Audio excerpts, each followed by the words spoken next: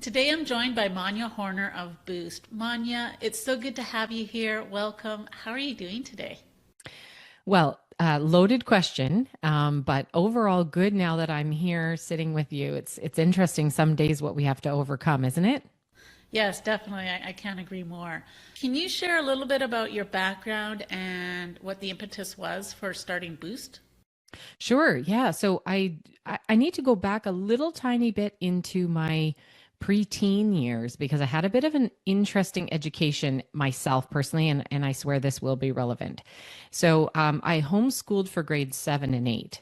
And that comes from a little bit of a background. I had a sister who had cancer when we were kids. And so we needed to homeschool for a little bit because of that. And turns out I loved it. I love working independently and I'm really self motivated. So in middle school, my mom said, "You can stay home." And I was the second of five kids. And my dream was I wanted to become really good at the violin. So I studied music for that whole year and also helped my dad with his construction company. I helped him get it set up from paper-based bookkeeping to QuickBooks accounting. So that was my grade 8 education, was a lot of violin and a lot of entrepreneur kind of insights and studies. And that was very pivotal for me because it gave me the bug and the dream of I want to be able to do this for my own business one day. And also I had the skill set. I was a musician and a few years later I ended up teaching music full time. So I was a full-time music teacher in my teens. So kind of started me on the entrepreneurial journey and that was 13. That's amazing.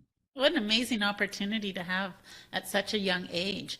So you got the entrepreneurial bug at a very young age.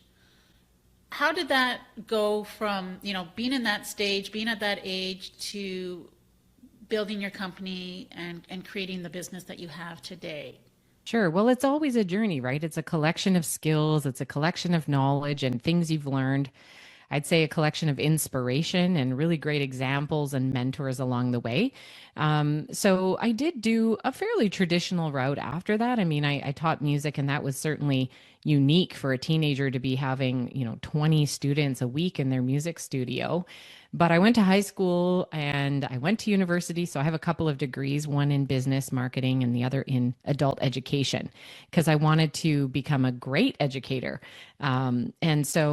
But interestingly, although I'm a certified music teacher for high school, I didn't want to teach in high school. So I got into corporate training, and that was through my music connections. I was playing a gig with this incredibly talented flute player, and we were playing at this gig. And I said, "Oh, I've just finished up this teaching degree, but I really don't want to teach in school." And she said, "Well, I work for this, Club Med of corporate training." And she worked for a big bank in Canada. She introduced me to some people and I got a job in instructional design. So that kind of got me into the corporate training route. And I'm really pleased for that duration of time I spent in corporate because I had the best budgets, incredible team, super support, the most stellar managers. I just really love that time. It was so instrumental for me.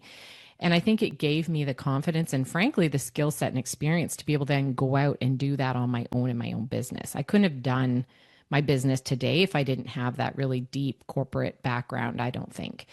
Um, so, yeah, I mean, it's a journey. You collect a lot of pieces along the way. And when I decided in 2020 that I, instead of just being a, random freelancer kind of gig worker, I wanted to start a business that could operate without me. That was my sole goal, was I want a business that I can grow, that has intellectual property, that has value and can operate without me. Um, so yeah, that's when my business first started in 2020. It looked a little different 3 years later. I kind of switched my business model partway through because I wasn't loving the first few years. Probably COVID had something to do with that, but 2023 is when Boost as it is today was really established. I love that. Such a interesting journey. And I love the way that you describe it as that you are collecting these pieces. It's a layered journey. I'm curious, did you see a gap in the market when you built Boost? Was there something you were trying to fill that, in your corporate training experience you didn't see available? Yeah, absolutely. So I had a pretty good reputation for building out skill-based training. And I think that comes from my background as a music teacher. In that position, you're not just teaching knowledge. Anybody can go and watch YouTube videos and, try and learn how to play the violin. That was my instrument. But to be a great music teacher, you have to be able to develop a skill in someone else, which takes a lot of time. It takes a lot of professional eye to be able to look at somebody and kind of tweak them and help them realize that skill for themselves. And that's a coaching position, really. Your teacher, your coach. So because I had that as my kind of, I'd say, specialty within training, I had this method called deliberate practice that I had been doing. And that's really key because now in the skilled trades, when I identified in the skilled trades industry that there was a need for better training in the skilled trades, there's all this retiring workforce that's leaving. I don't know, maybe I'll give a little tiny background into the industry, but in the skilled trades industry, so we'll call it the building trades just to keep it narrow. So that's construction, carpenters, concrete, brick, stone, electric, plumbing, all of those industries, there's about 30% of the workforce leaving due to retirement in the next 5 to 8 years. 30%. So just picture that. There's already a skilled trades worker shortage by the hundreds of thousands in North America that they just can't fill fast enough. And now we're also seeing on top of that 30% attrition to retirement. And it's not the kind of industry where these guys will just like sit behind a desk for the next 10 years. Like they're gone, like their back's bad, they're getting knees done. It's like a hard on the body. So I looked at that and I went, wow, for a really long period of time, they weren't really actively recruiting students from high school into the trades. So we actually have this reverse bell curve. And I'm gesturing in the air. We've got a lot of retirees. We've got a little bit of people in the middle who are skilled, but there's not enough of them.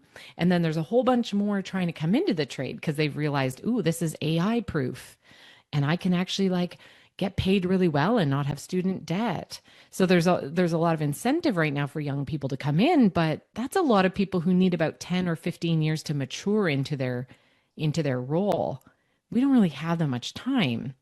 So I was thinking, this is an industry I know because I helped my dad in his construction company. I actually worked in carpentry and historic restoration as a teenager for my dad's business. I know this business. I know these people. And I want to take my experience and bring that to the skilled trades. So yes, I did actually identify a gap. And I was also quite excited that it's not going to be hindered by AI immediately. We can help it with AI. AI can be a tool, but it's not going to be taking plumbers' jobs yet. Yeah, I think we're a ways away from that. Quite a ways away. Yeah, robotics isn't sophisticated enough. And frankly, I think it's going to be so expensive to invest in for a really long time. There's a lot to fix in the industry first before we have robots going into crawl spaces to install ductwork. Agreed, agreed. I love that. What does your day-to-day focus on these days? Well, right now it is, so for the upcoming quarter, it is managing my team. So I have 8 people working for me right now, and we're all working on this vision of being the primary skilled trades company in the market. We want to be providing the training for skilled trades companies. We're doing a lot of fractional HR as well for companies with 20, 30 or more staff that don't want or can't afford to hire a full-time HR department. We provide that service as a part-time basis. So we're really in there with our union companies, non-union companies, even our union locals. We're in there helping them. I don't do the day-to-day client side, so I manage the team. And right now, my big focus is on launching my book. So I do have a book coming out in March. It's called Passing the Torch in the Trades. And it went to the editor this week. It's in development and all the wheels and bells are turning in the background. So that launch is successful this coming spring. So that's really what my day-to-day is looking like right now. It's keeping all of that on track. Sounds like you have a lot of plates spinning, and congratulations on your upcoming book launch. That's exciting. I know it's a big deal. It took a long time. Well, not really. I started it in July, but it felt like a long time to work on. I had to really put my focus hat on to get that done. I can imagine. So you've clearly built something really solid with your business, but as we know, within the context of business, not everything comes along smoothly, right? There's some glitches, there's something that works really well. Would you be able to share an area or something that is not working so well in your business and something that is really working well for you? Yeah, absolutely. Well, I think, for me, I'm a very open learner. I'm very honest and open of what I know and what I don't know. And I know there's a lot of people who are really good at what they do. So I'm always working hard on expanding my network. I think our network is really, and some people say our net worth. And I believe in that. I believe in cultivating really rich relationships. So I think I do that well. If I have a problem or a challenge, there's a number of people in my network I can call who are happy to help me get unstuck. And I think I lean on that support well. I'm very willing to admit if I don't know something or um, I think what I'm trying to say is I don't let ego get in the way. I'm very conscious of that. So, right now, my big focus going into the next year, as we're planning on 4Xing our growth, we're doing that year over year. Um, that's a big jump. And I know what's going to be needed is a very strong marketing engine. So, my goal for this year is to invest heavily in marketing, um, hence the book. And we've got a lot of PR going on, speaking tours, strong marketing activity, content that's being created, SEO, we're dialing up. I haven't really focused on marketing yet. We've been a purely outbound sales business. So this is an area where I'd say we're not doing the best at yet, but we have a solid plan in place. And I'm excited about the team that I'm gathering to support this growth. So that's one area that I'm, really working on. I think what I've gotten better at is making data informed decisions. I've really tried hard to set up the system so that we can better predict, know our numbers, know our margins, know our client acquisition costs, just know the numbers and the data so that we can go into the year ahead and go, all right, we're going to make X amount in our marketing spend and we expect it to return Y. Um, but I mean, honestly, Karen, it takes a while to get to that point. Like I'll admit, one of my biggest failures, I'll say, in business was in my mid 20s. I had an idea for a company and it was really good. And I knew I had some good mentors and I think I was on the right track. I had really good introductions to the right government people and it was all ticking along. And then I backed away and I shut it down. And that was because I didn't know how to get funding for it. Being a young woman, I don't think we're taught about pitching and VCs and angel investors and capital. Like that wasn't my world. And I walked away from a good idea because I didn't know how to fund it. And I couldn't see the way through. So I think a lot of, that's one of the things I learned from is you got to learn how to do these things. Don't shut it down because you don't know. There's people out there who know and people out there who have the money to fund it if it's a good idea. Yeah, I agree. There's a lot to unpack there. So 4X on growth, that's an amazing vision to have. And it sounds like you have all the right pieces in place.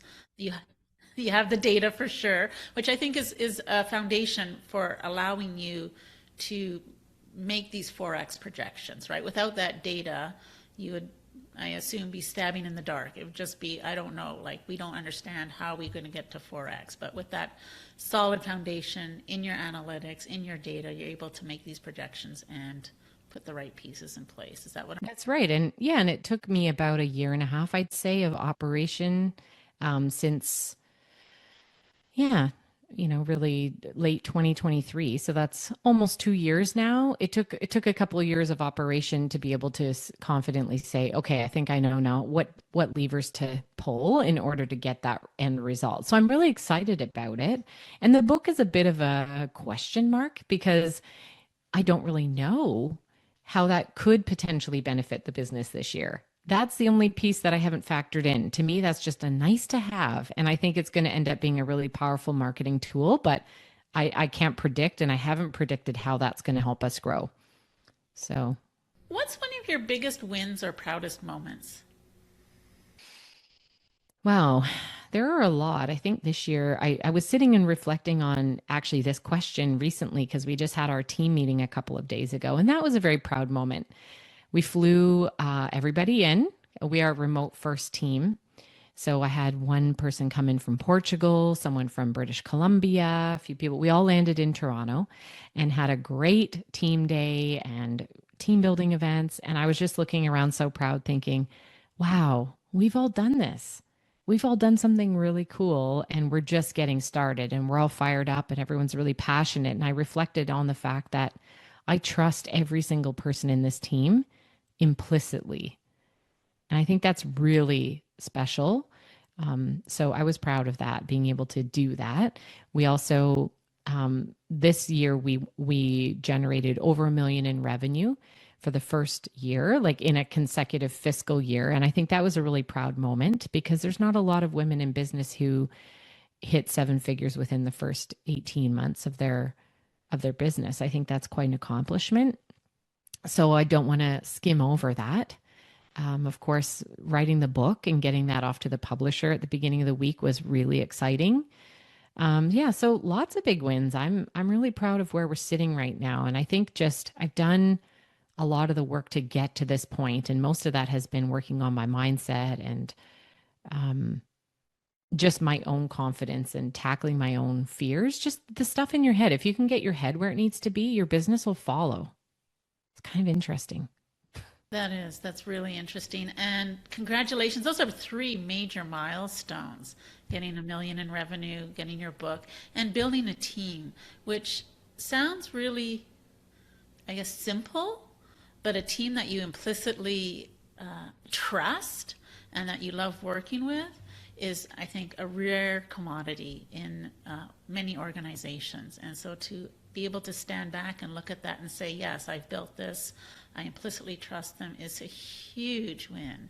And kudos to you for being able to do that. That's a testament to you, to your leadership style, and to all the work that you've put on in all the work that you've put in behind the scenes that people don't see, for sure. Absolutely. There's a lot that goes into that, isn't there? Yeah, and I think you touched on it too, is the mindset. And I think that comes with experience. You know, you were mentioning in your business, you know, you didn't always have the data points. And I think there's different levels of maturity that we go through with ourselves as we grow our business, and also the business itself goes through different levels of maturity so that we are able to project 4x growth, you know, forecast 4x growth, if that's what we're looking for. And I just love working with advisors and coaches and people who are really good at the things I'm not good at. I love that. You know, I can meet with one of my coaches and he'll force me to share my P&L and L and my cash flow forecast and what are the numbers and how's this capital being invested and what is the this and what is the that. And I'm like, oh, okay, here we go. You know, it can feel uncomfortable. And, you know, certainly money mindset, I think, for women in business is really critical to get right. You got to wrap your head around what does it feel like having hundreds of thousands of dollars in the bank or $1 million sitting in a bank account?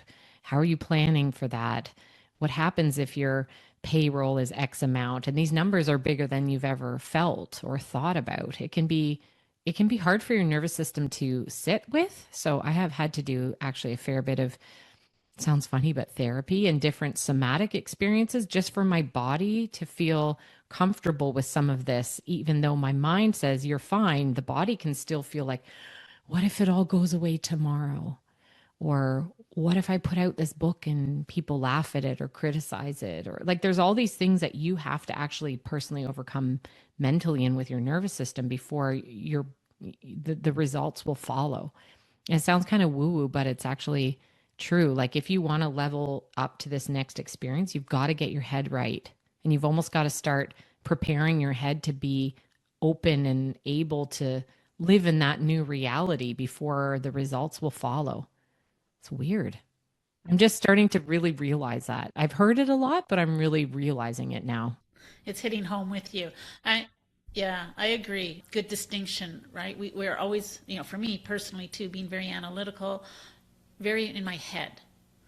And so intellectually, and I can intellectualize everything, especially the large numbers, but for it to feel safe to my nervous system and to accept it is a whole other game, right? Just a whole other ball of wax, and getting the two in sync.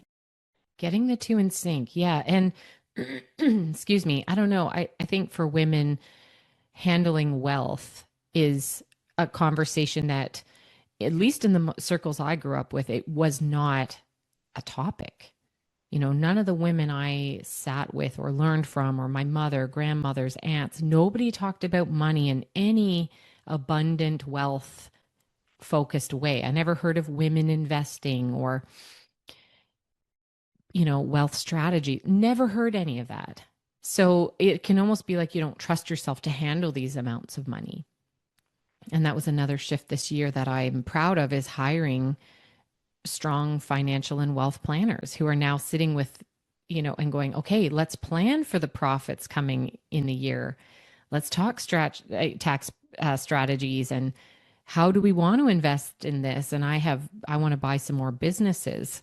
And so, thinking about like, okay, what's the next acquisition? What's that going to look like? How's that going to be funded? And knowing that this current business can be an engine for wealth generation, I think that's exciting, because women haven't historically talked about that.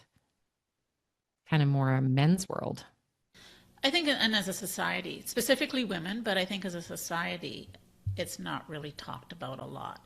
And if you don't have anyone in your world who models that, then how do you learn the language? How do you understand the conversations around that? So this this boost has now become, it sounds like, an economic engine for the future. If you were to sit down in a year's time, what would you like to be celebrating? Well, I want to celebrate that 4x growth. So I always have these buckets.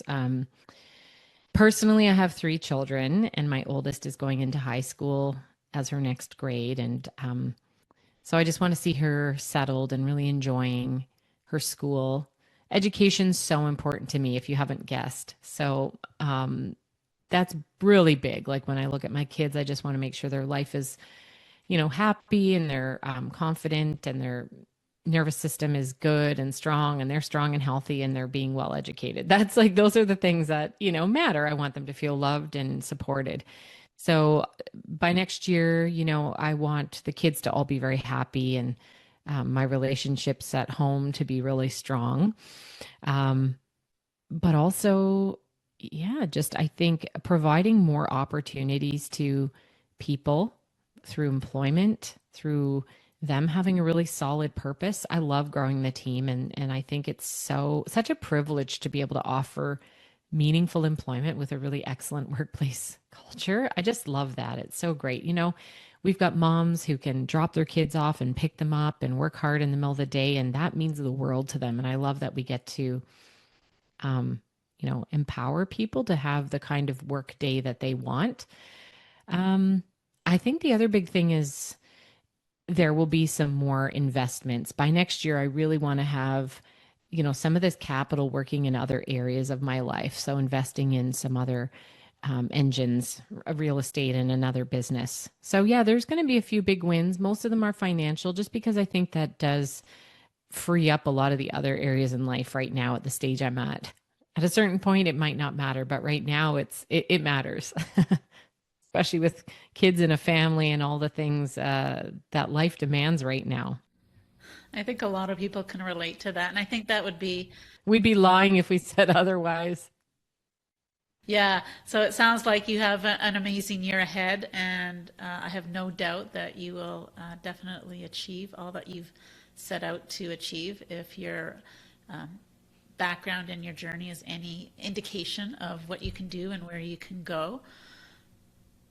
You shared so much insight. How do you see that shaping what's next for you? You spoke a little bit about it, but if you're to extract out or project out maybe 5 years' time or 10 years' time, how do you see that evolving and shaping you? Yeah, well, I mean, I absolutely there's a lot of unknowns in 5 to 10 years, but I do see us getting a lot more involved in AI development. I mean, we're already dabbling in that, and I can explain a little tiny bit about what we're doing because I think it's interesting. So certainly technology is going to be changing the way we work, not only as a business, but actually in our solutions that we provide for our clients.